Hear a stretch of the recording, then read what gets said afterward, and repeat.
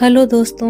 ओशो की किताब जिन खोजा तिन पाइयाँ गहरे पानी पैठ से हम लोग दिव्य दृष्टि के जागरण का केंद्र हमारे शरीर में कहाँ है उसको पढ़ेंगे और देखेंगे। हमारे भीतर भी कोई केंद्र है जिससे वह जाना जाता है, जिसे हम परमात्मा कहें, लेकिन उस तक हमारी जीवन धारा नहीं दौड़ती तो वह केंद्र निष्क्रिय पड़ा रह जाता है। आंखें हों ठीक बिल्कुल और आंखों तक जीवन की धारा न दौड़े तो आंखें बेकार हो जाएं। एक लड़की को मेरे पास लाए थे कुछ मित्र। उस युवती का किसी से प्रेम था और घर के लोगों को पता चला और प्रेम के बीच दीवार उन्होंने खड़ी की। अब तक हम इतनी अच्छी दुनिया नहीं बना पाए जहां प्रेम के लिए दीवारें न बनानी पड़ी हो। उन्होंने दीवार खड़ी कर दी। उस युवती को और उस युवक को मिलने का द्वार बंद कर दिया। बड़े घर की युवती थी, बीच से छत से दीवार उठा दी, आर पार देखना न हो सके। जिस दिन वह दीवार उठी उसी दिन वह लड़की अचानक से अंधी हो गई। उसे डॉक्टरों के पास ले गए। उन्होंने कहा आंख तो बिल्कुल ठीक है, लेकिन लड़की को दिखाई कुछ भी नहीं पड़ता है। पहले तो शक हुआ, माँ बाप ने डांटा डपटा, मारने पीटने की धमकी दी, लेकिन डांटने डपटने से अंधेपन तो ठीक नहीं होते। डॉक्टरों को दिखाया। डॉक्टरों ने कहा आंख बिल्कुल ठीक है, लेकिन फिर भी डॉक्टरों ने कहा कि लड़की झूठ नहीं बोलती है, उसे दिखाई नहीं पड़ रहा है। साइकोलॉजिकल ब्लाइंडनेस, उन्होंने कहा कि मानसिक अंधापन आ गया। तो उन्होंने कहा हम कुछ न कर सकेंगे, लड़की की जीवन धारा आंख तक जानी बंद हो गई है।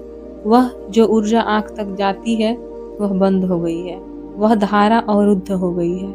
आंख ठीक है, लेकिन जीवन धारा आंख तक नहीं पहुंचती है। उस लड़की को मेरे पास लाए। मैंने सारी बात समझी। मैंने उस लड़की को पूछा कि क्या हुआ, तेरे मन में क्या हुआ है। उसने कहा कि मेरे मन में यह हुआ है कि जिसे देखने के लिए मेरे पास आंखें हैं, अगर उसे न देख सकूं तो आंखों की क्या जरूरत है। बेहतर है कि अंधी हो जाऊं। कल रात भर मेरे मन में एक ही ख्याल चलता रहा। रात मैंने सपना भी देखा कि मैं अंधी हो गई हूँ, और यह जानकर मेरा मन प्रसन्न हुआ कि अंधी हो गई हूँ, क्योंकि जिसे देखने के लिए आंख आनंदित होती, अब उसे देख नहीं सकूंगी तो आंख की क्या जरूरत है। अंधा ही तो जाना अच्छा है। होने के लिए राजी हो गया। जीवन धारा आंख तक जानी बंद हो गई है। आंख ठीक है, आंख देख सकती है, लेकिन जिस शक्ति से देख सकती थी वह आंख तक नहीं आती है।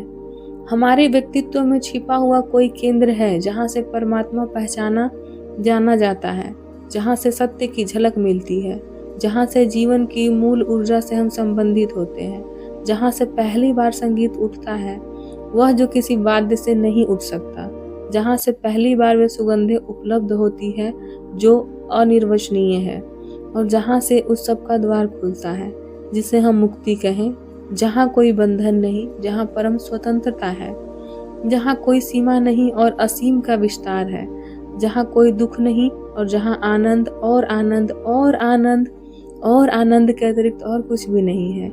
लेकिन उस केंद्र तक हमारी जीवन धारा नहीं जाती, एनर्जी नहीं जाती, ऊर्जा नहीं जाती, कहीं नीचे ही अटक कर रह जाती है।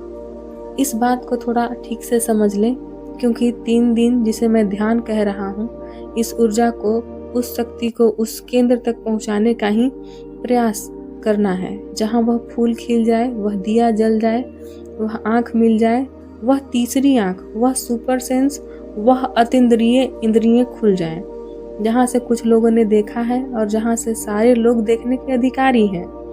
लेकिन बीज होने से ही जरूरी नहीं कि कोई वृक्ष हो जाए। हर बीज अधिकारी है वृक्ष होने का, लेकिन सभी बीज वृक्ष नहीं हो पाते, क्योंकि बीज की संभावना तो है, पोटेंशियलिटी तो है कि वृक्ष हो जाए, लेकिन खाद्य भी जुटानी पड़ती है। जमीन में बीज को दबाना भी पड़ता, मरना भी पड़ता, टूटना पड़ता, बिखरना पड़ता। जो बीज टूटने, बिखरने को, मिटने को राजी हो जाता है वह वृक्ष हो जाता है। और अगर वृक्ष के पास हम बीज को रख कर देखें तो पहचानना बहुत मुश्किल होगा कि यह बीज इतना बड़ा वृक्ष बन सकता है। असंभव, असंभव मालूम पड़ेगा। इतना सा बीज इतना बड़ा वृक्ष कैसे बनेगा। लेकिन ऐसा ही लगा है सदा। जब कृष्ण के पास हम खड़े हुए हैं तो ऐसा ही लगा है कि हम कहाँ बन सकेंगे।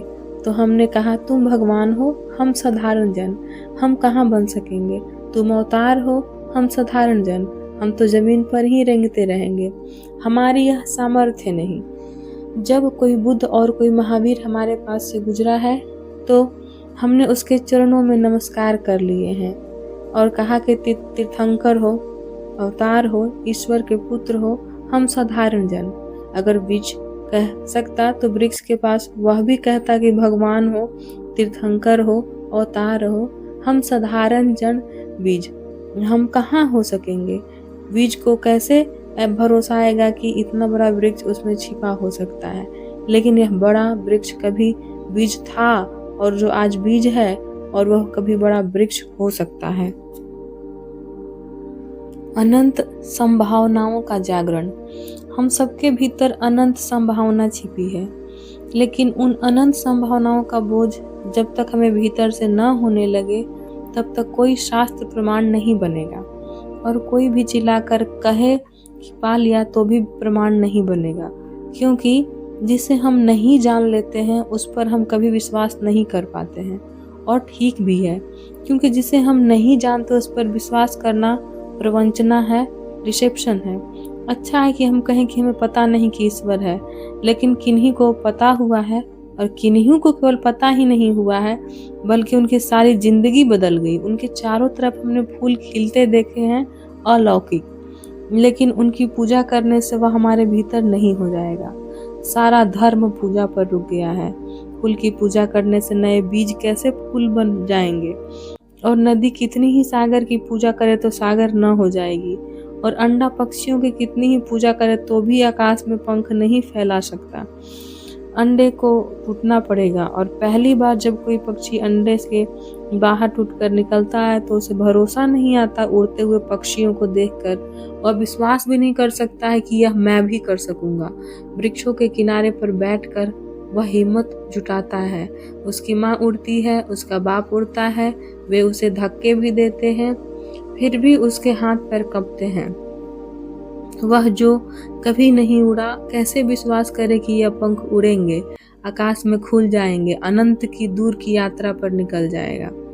मैं जानता हूँ कि इन 3 दिनों में आप भी वृक्ष के किनारे पर बैठेंगे। मैं कितना ही चिल्लाऊंगा कि छलांग लगाएं, कूद जाएं, उड़ जाएं, विश्वास नहीं पड़ेगा, भरोसा नहीं होगा। जो पंख उड़े नहीं वे कैसे माने कि उड़ना हो सकता है। लेकिन कोई उपाय भी तो नहीं है। एक बार तो बिना जाने छलांग लेनी ही पड़ती है। कोई पानी में तैरना सीखने जाता है, अगर वह कहे कि जब तक मैं तैरना ना सीख लूं तब तक उतरूंगा नहीं, तो गलत नहीं कहता है, ठीक कहता है, उचित कहता है, एकदम कानूनी बात कहता है। क्योंकि जब तक तैरना न सीखूं तो पानी में कैसे उतरूं। लेकिन सिखाने वाला कहेगा कि जब तक उतरोगे नहीं सीख नहीं पाओगे, और तब तट पर खड़े होकर विवाद अंतहीन चल सकता है। हल क्या है? सिखाने वाला कहेगा उतरो, कूदो, क्योंकि बिना उतरे सीख ना पाओगे। असल में सीखना उतर जाने से ही शुरू होता है। सब लोग तैरना जानते हैं, सीखना नहीं पड़ता है तैरना। अगर आप तैरना सीखे हैं तो आपको पता होगा, तैरना सीखना नहीं पड़ता। सारे लोग तैरना जानते हैं, ढंग से नहीं जानते हैं, गिर जाते हैं पानी में तो ढंग आ जाता है। हाथ पैर बेढंगे फेंकते हैं, फिर ढंग से फेंकने लगते हैं। हाथ पैर फेंकना सभी को मालूम है, एक बार पानी में उतरे तो ढंग से फेंकना आ जाता है। इसलिए जो जानते हैं वे कहेंगे कि तैरना सीखना नहीं है, रिमेम्बरिंग है, एक याद है, पुनर्स्मरण है। इसलिए परमात्मा की जो अनुभूति है, जानने वाले कहते हैं वह स्मरण है। वह कोई ऐसी अनुभूति नहीं है जिसे हम आज सीख लेंगे, जिस दिन हम जानेंगे हम कहेंगे अरे यही था तैरना, ये हाथ पैर तो हम कभी भी फेंक सकते थे।